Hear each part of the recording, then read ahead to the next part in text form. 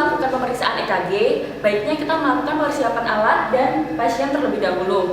Nah, Bapak, sebelum melakukan pemeriksaan, Bapak diminta untuk membuka pakaian ya Pak. Apakah Bapak bersedia? Bersedia, Bu. Baik, sambil Bapak membuka pakaian, Bapak juga baiknya melepas benda-benda yang ada di badan Bapak yang berupa logam ya Pak, seperti jam tangan atau gelang. Baik, mungkin Bapak bisa bersiap-siap. Nah, sambil pasien bersiap-siap, saya melakukan pemeriksaan alat tersebut dahulu. Yang pertama, kita melakukan persiapan alat. Alat yang harus ada yaitu pertama alat EKG, lalu elektroda lengkap bersama dengan kabelnya, dan juga gel untuk memasang EKG pada tubuh pasien. Nah, setelah itu pastikan bahwa EKG-nya sudah dikalibrasi. Yang pertama, pastikan bahwa voltnya berada pada angka 1 dan kecepatannya berada pada 25 mm per second. Nah, setelah itu bisa melakukan pemasangan elektroda pada tubuh pasien. Yang pertama, bersihkan tubuh pasien terlebih dahulu. Permisi ya Pak. Setelah dibersihkan, beri gel pada lokasi-lokasi di mana elektroda akan dipasangkan.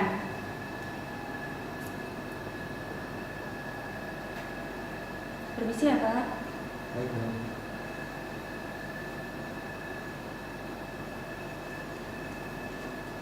Gel dipasangkan pada dada, tangan, permisi ya Pak, tangan kanan dan kiri, dan juga kaki kanan dan kiri.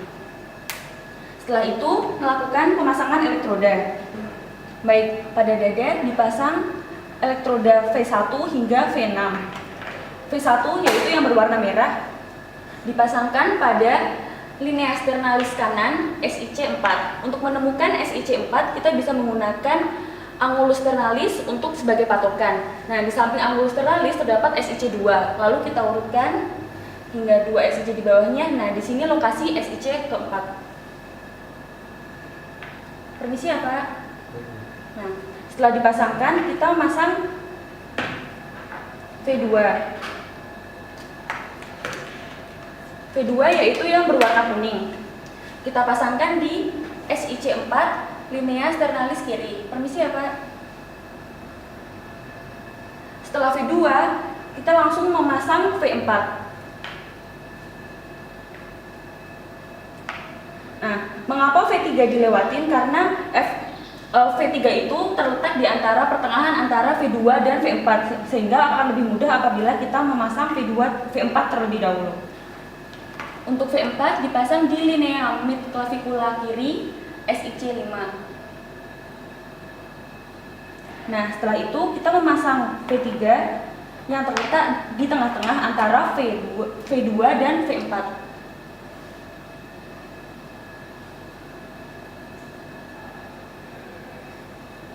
Nah, setelah itu kita memasang V5 dan V6, di mana V5 terletak di linea axillaris anterior yang letaknya sejajar dengan V4.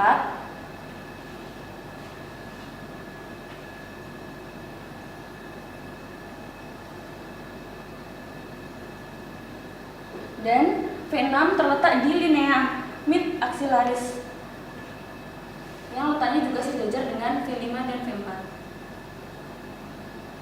Baik, setelah elektroda pada dada sudah terpasang semua, kita melakukan pemasangan elektroda pada kedua tangan dan kedua kaki. Untuk elektroda yang diletakkan pada tangan kanan, diletakkan pada pergelangan tangan dengan elektroda dengan kabel berwarna merah. Permisi ya Pak. Untuk tangan kiri, digunakan elektroda dengan kabel berwarna kuning. Permisi ya Pak. Dan untuk kaki kanan diletakkan elektroda berwarna hitam.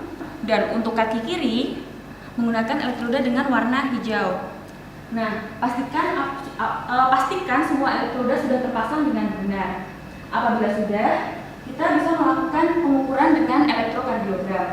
Nah, dengan memencet tombol start dan stop untuk memulai dan mengakhiri perekaman elektroda jantung. Dan setelah itu kita juga bisa memilih lead apa yang atau sadapan apa yang ingin kita ukur. Apabila lead 1, pastikan bahwa pada angka 1, lead 2 pada angka 2, dan seterusnya hingga semua sadapan sudah terekam. Apabila pemeriksaan EKG sudah selesai dilakukan, Setelah itu, elektroda sudah bisa dilepas dari tubuh pasien. Bapak, pemeriksaannya sudah selesai. Ini bisa saya lepas ya Bapak ya?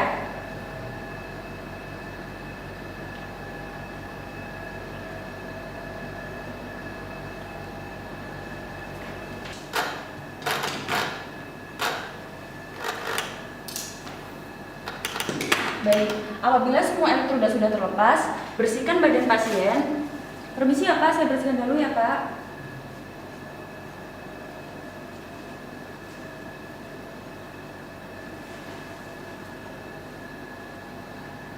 Setelah sudah membersihkan badan pasien, juga jangan lupa untuk membersihkan elektroda-elektroda dari sisa-sisa gel yang tadi digunakan. Baik Bapak, pemeriksaan EKG-nya sudah selesai dilakukan. Ini Bapak bisa memakai baju kembali, lalu kembali ke tempat duduk ya Pak ya. Untuk pembacaan EKG sendiri, yang pertama harus kita lakukan adalah mengetahui irama dari EKG. Apakah irama tersebut normal atau sinus atau tidak normal. Untuk mengetahui irama tersebut sinus atau tidak, yang perlu kita ketahui adalah yang pertama, apakah gelombang P diikuti oleh kompleks PRS. Nah, yang kedua yaitu gelombang P positif pada lid 2 dan lid yang lain kecuali pada AVR. Nah, setelah itu yang ketiga yaitu panjang interval PR antara 3 sampai 5 kotak kecil. Nah, yang keempat atau yang terakhir yaitu pada kompleks PRS panjangnya kurang dari 3 kotak kecil. Apabila tidak memenuhi keempat aspek yang tadi sudah saya sebutkan, berarti disebut irama asinus.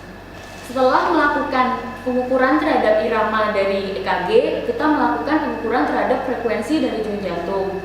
Yang perlu dilakukan yaitu pertama mengetahui kotak kecil, kotak sedang, dan kotak besar terlebih dahulu. Yang pertama kotak kecil yaitu kotak yang paling kecil pada gambaran EKG, yaitu berukuran 1 mm kali 1 mm. Nah, kotak sedang adalah kotak dengan ukuran 5 mm kali 5 mm atau 5 kotak kecil dikali 5 kotak kecil. Untuk pengukuran frekuensi denyut jantung sendiri, kita bisa menggunakan kotak besar atau kotak sedang atau kotak kecil. Nah, apabila kita akan menggunakan kotak sedang, kita bisa menggunakan 300 dibagi dengan jumlah kotak sedang antara puncak dari gelombang R hingga gelombang R. Nah, setelah itu apabila kita akan melakukan dengan kotak kecil, kita bisa mengukur dengan cara 1500 dibagi dengan jumlah kotak kecil antara puncak gelombang R dengan gelombang R. Nah, kedua metode pengukuran tersebut bisa digunakan apabila irama QRS yang teratur.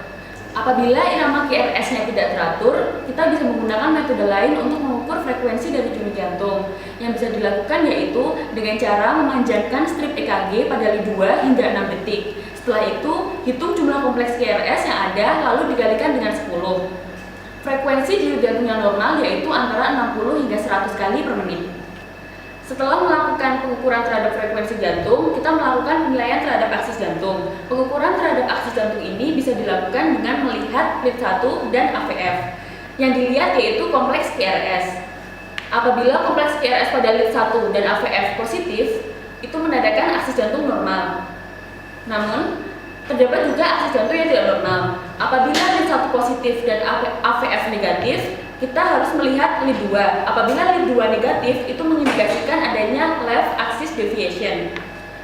Setelah itu, apabila lid 1 negatif dan AVF positif, hal itu menandakan bahwa ada right axis deviation. Nah, apabila dua-duanya negatif, yaitu lid 1 negatif dan AVF negatif, hal itu menandakan bahwa terdapat extreme right axis deviation.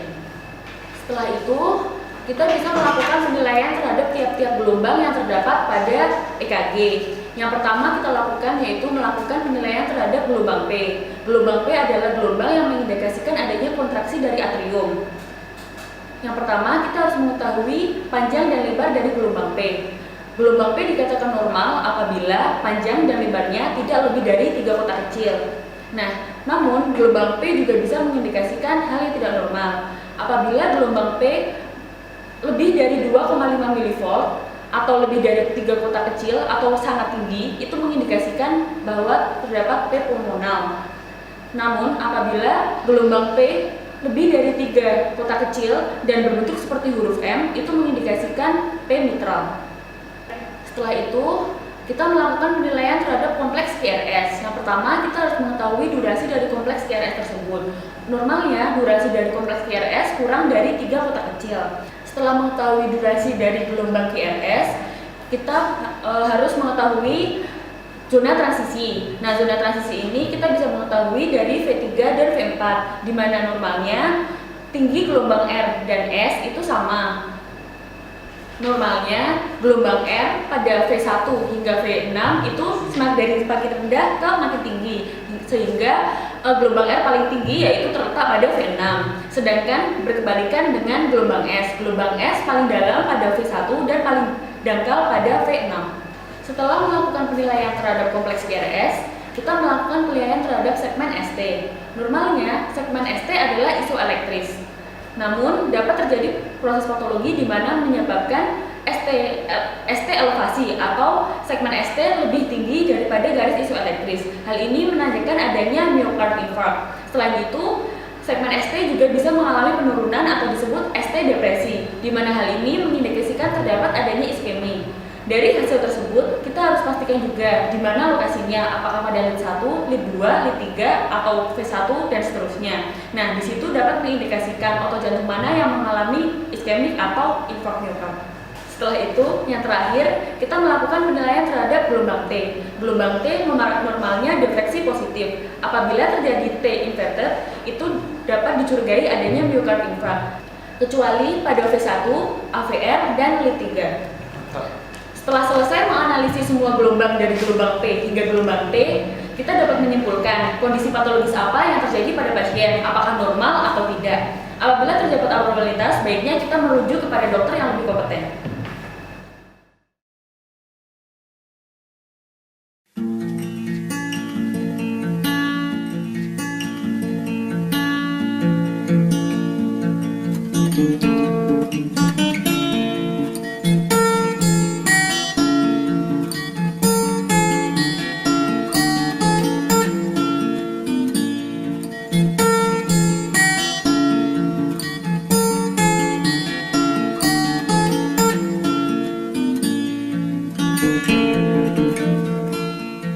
Thank you.